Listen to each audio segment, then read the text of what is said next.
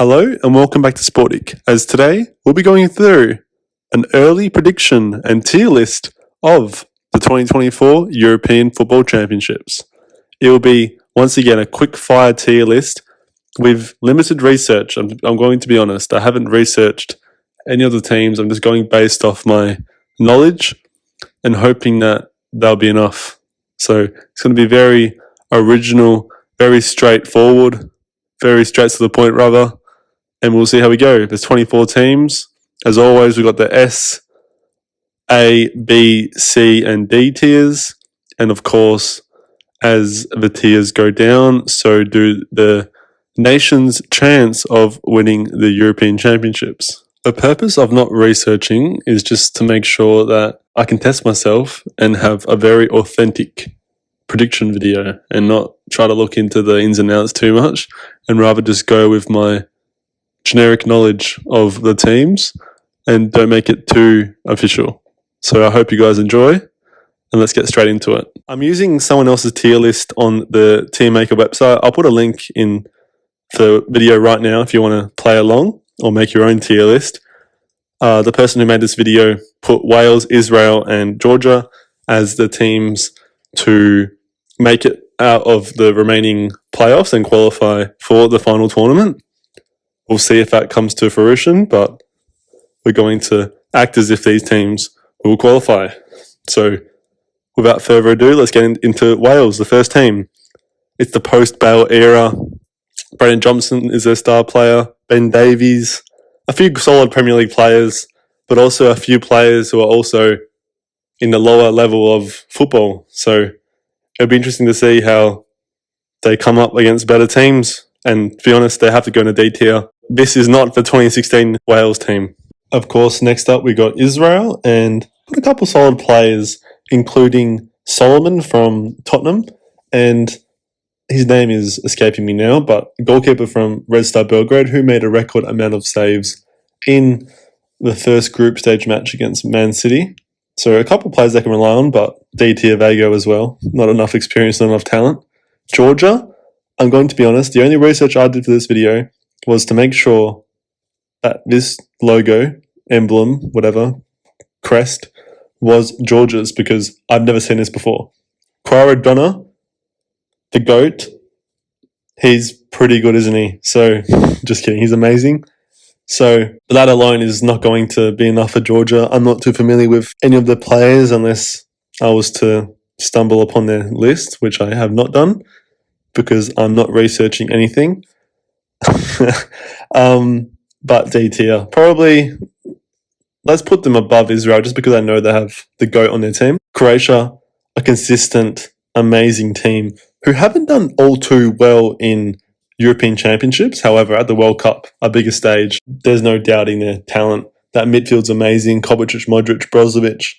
That being said, can someone tell me if Brozovic is still playing for Croatia? Because I don't know. I'm not sure. Regardless, the attack is always the question mark for Croatia. Is Kramaric that guy? Don't know. The defense is always amazing. This time with Guardiola, just a youngster who's just growing leaps and bounds year by year. Croatia in the A tier, it's a safe spot to put them in. I should hurry up, shouldn't I? 15 seconds is the time limit for the quickfire tier list. So Germany, the host country, great team, however, hasn't performed in recent times. Musiala has to step up. Mane has to step up. They need experienced players to also step up. Manuel Neuer, is it going to be his final run at an international tournament? We'll see. A tier, probably above Croatia, just given that they're better. As a side note, I like to say as well, Croatia, Turkey, Serbia, Albania, Slovenia, they'll have great crowd support, maybe not Slovenia, in the Euros because of the diaspora in Germany for various reasons, mainly in that Balkan region.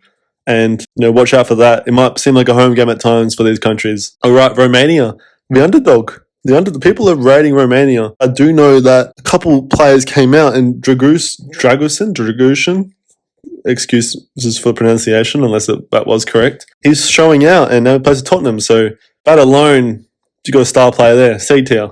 Turkey, they're always the underdogs, but they always fail to live up to the hype. Kalahoglu, great player, experienced leader. He'll score a couple of free kicks.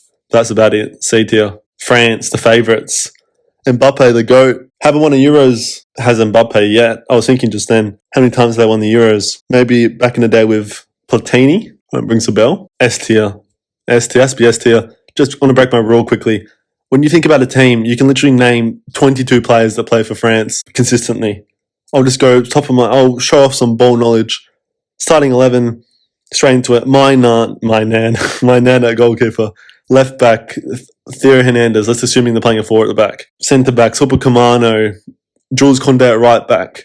Centre back can be Pavard or Varane retired, so not quite sure, to be honest, who they're playing nowadays, but say Pavard. Centre mids, you got Chouameni, Kamavigna, Rabiot. Is Vera Toots still playing nowadays? Fofana, the other Fofana guy. Not Wesley Fofana there. Of course, you got Salah Brennan centre back as well. That's who it was. That's enough, but you get the drift. Mbappe, Kingsley Coman, Moussa Diaby, Olivier Giroud.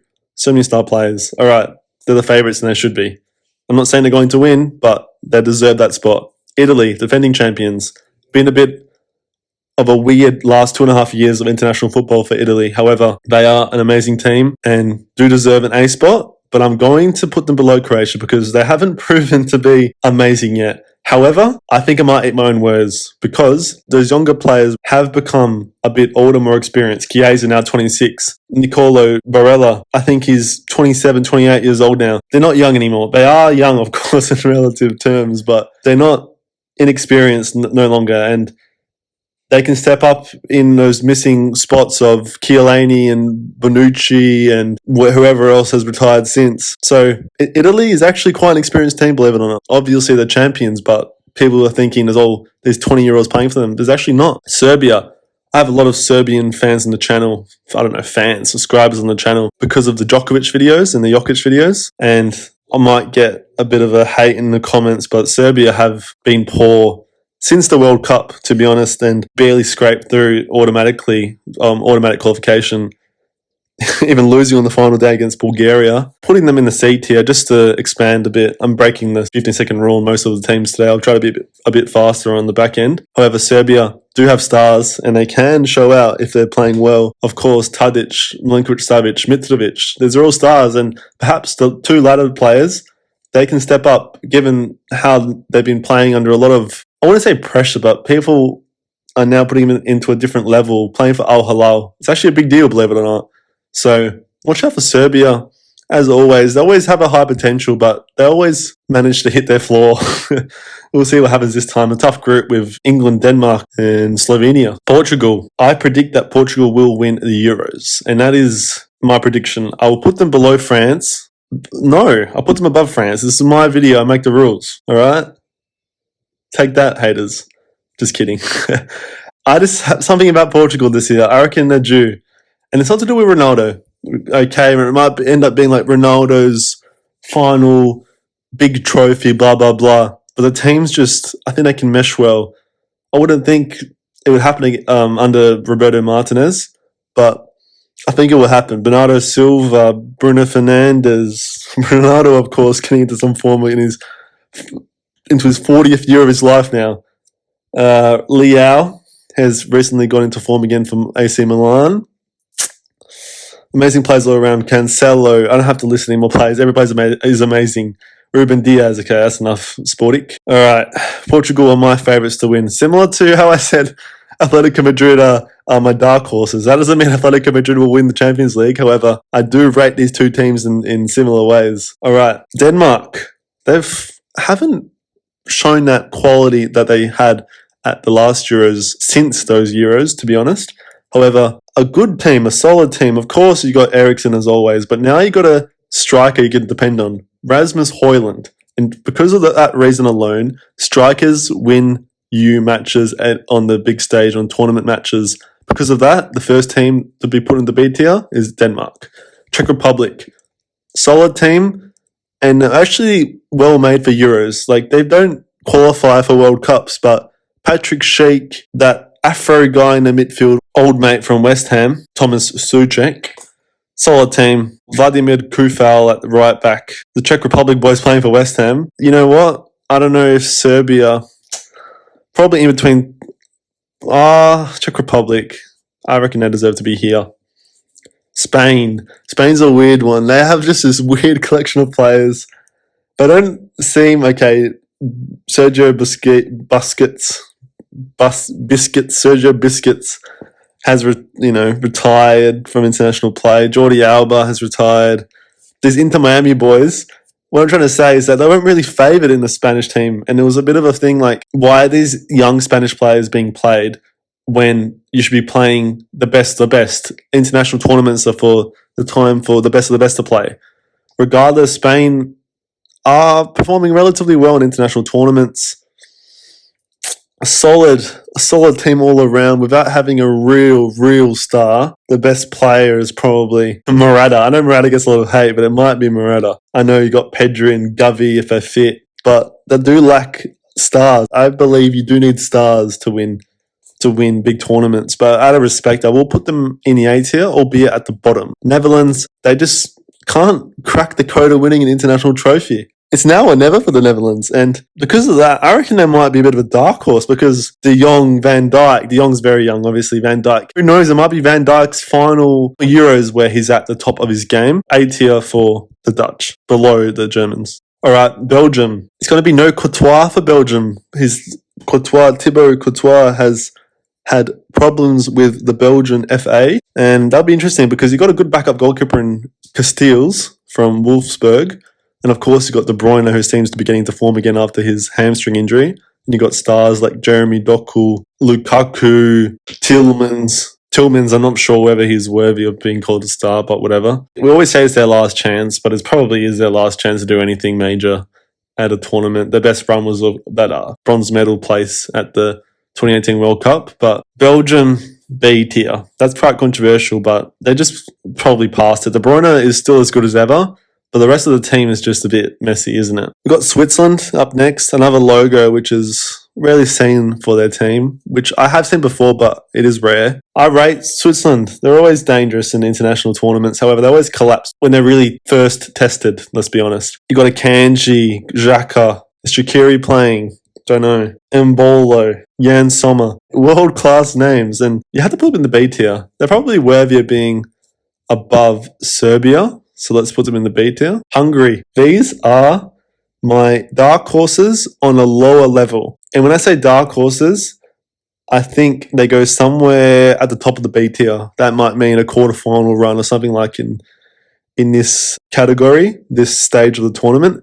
And it's not because of just Dominic Szoboszlai. Peter Gulashi will be looking for a good final tournament. Not that he's played many. Orban, those players I no, let's be honest, not many other players I know from Hungary. But I do know is that they're very hungry and they seem like a very cohesive unit. They played very well in the qualifying and they're hungry to finally do something for their country in a very long time, since Puskas. So, Hungary are dangerous. They fight as a team in the B tier. These final 1, 2, 3, 6 teams will be done within the 15-second time limit. Let's try. Austria, David Alaba, Arnautovic. David Alaba probably won't play with that torn ACL, we'll see. Just average team, C tier, probably at the bottom of C tier. They're quite poor. England, the big one, 15 seconds. Amazing team, however, always fail at the end. Harry Kane, can he break his trophy drought before he even plays? We'll see. If he does, that might help England. Bit of a boost. Great team all around, but they're chokes. So, top of A tier. Albania, Armando Broja, what a star. I don't know many more Albanian players. Maybe if someone have told me, probably D tier. Sorry, Albanians. Slovakia, Lobotka, great player. Can't think of any other players. Solid team. I heard they're actually playing well, so out of respect, I put them somewhere in the middle of C tier.